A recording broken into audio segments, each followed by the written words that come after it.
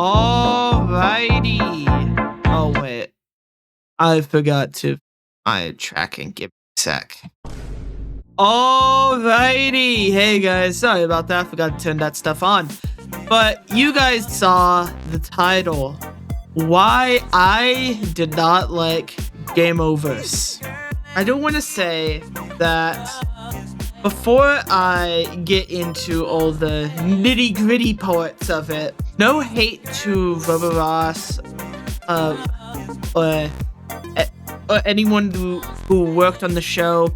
I do want to say that in general, it's an okay product. I personally did not like it. Do not take my opinion as fact, as you shouldn't do that. I'm just an 18-year-old online with little to no animation experience, or experience for that matter, but I can critique a show how much I want, and I do want to make that perfectly clear. Do not harass anyone.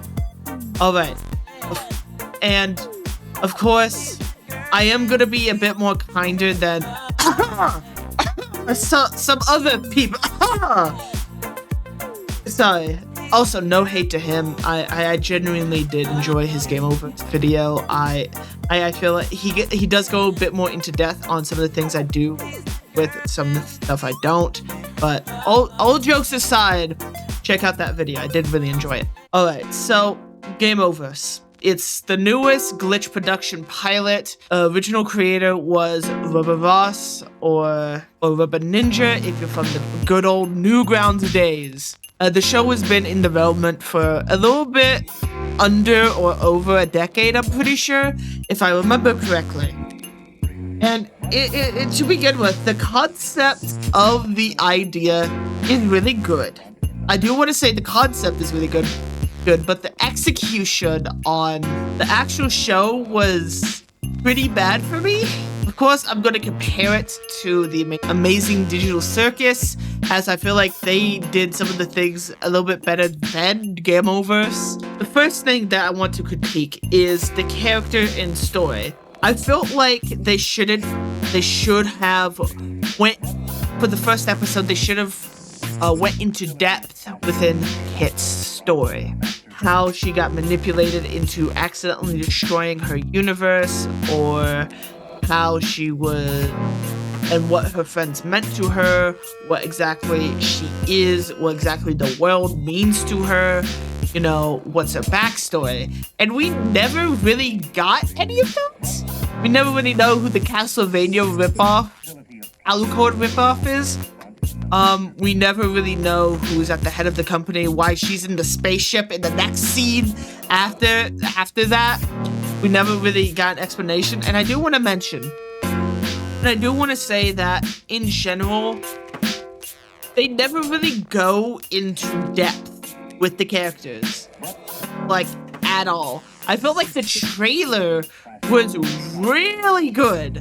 I do think the trailer was handled a lot better, and I was hoping that they would do different styles of animation, like fixed animation type stuff, with like old school like game design, with like more edutainment game stuff, and overall they could have like made it like mixed media in that type of way, but I was hoping for something like that.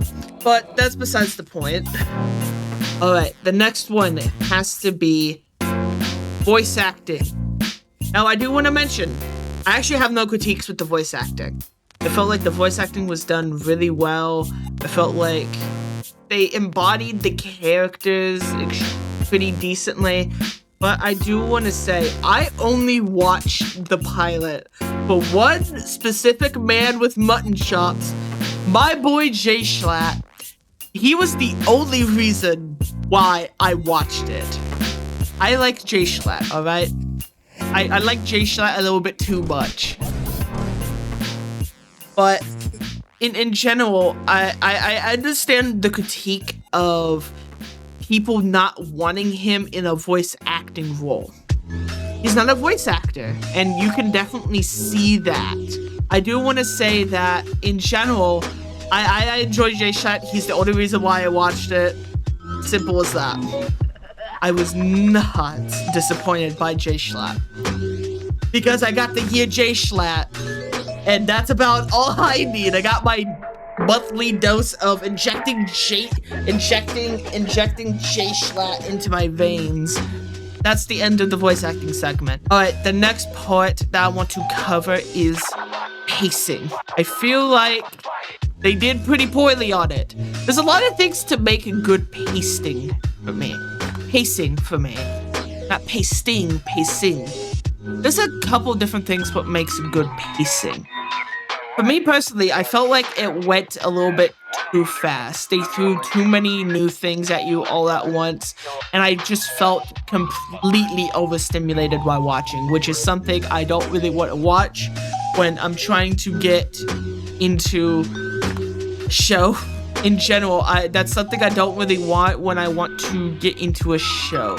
So, I felt like it went too fast, and trust me when I say this, I can handle a show with extraordinarily bad pacing if I wanted to, but it takes another level for me not wanting to watch the show because of how bad it was, how bad the pacing was for me. It went all over the place, never really covering into Kit's drama, into Kit's backstory, and overall, it shoves things down your throat without really explaining anything, and you're supposed to accept it. Right? And overall, I just didn't enjoy it. I felt like the first episode was kinda shitty. It just wasn't good.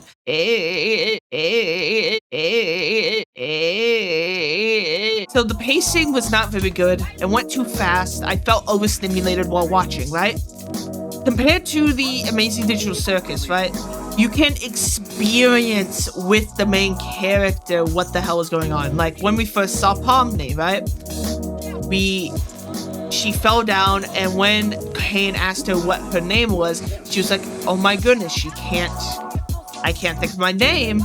And that made me believe that, oh, okay, so if she can't remember her name, and then Kane said, yeah, no one is able to knows their real name when they enter into the circus, which I think was a good thing for them to do. You're experiencing the circus for the first time in general while everything is happening, and I felt like that's what GameOverse should have done as well, where the first thing you experience of a world collapsing is Kit's world, experiencing how she got manipulated, people trying to save her world, and overall what she should have done.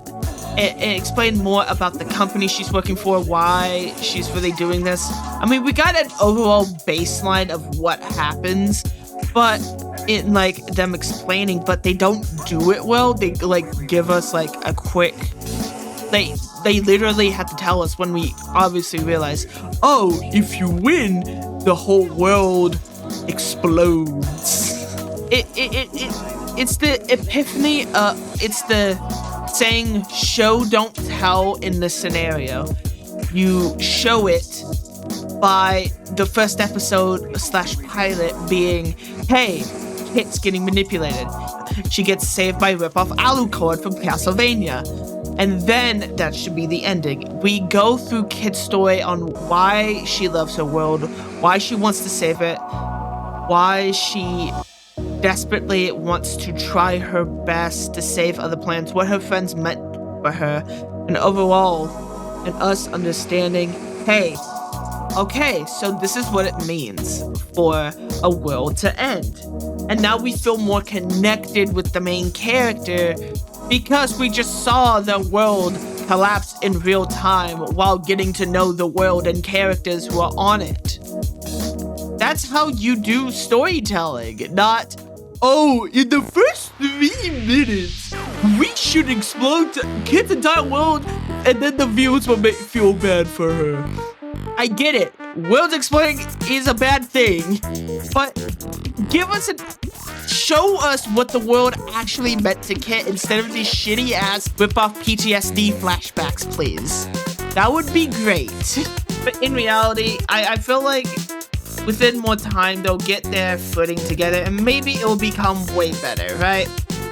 But compared to the other glitch shows, I feel like it underperformed in a lot of different ways. I personally did not enjoy it, and I know a lot of different people did not enjoy it. I personally enjoyed the Amazing Digital Circus.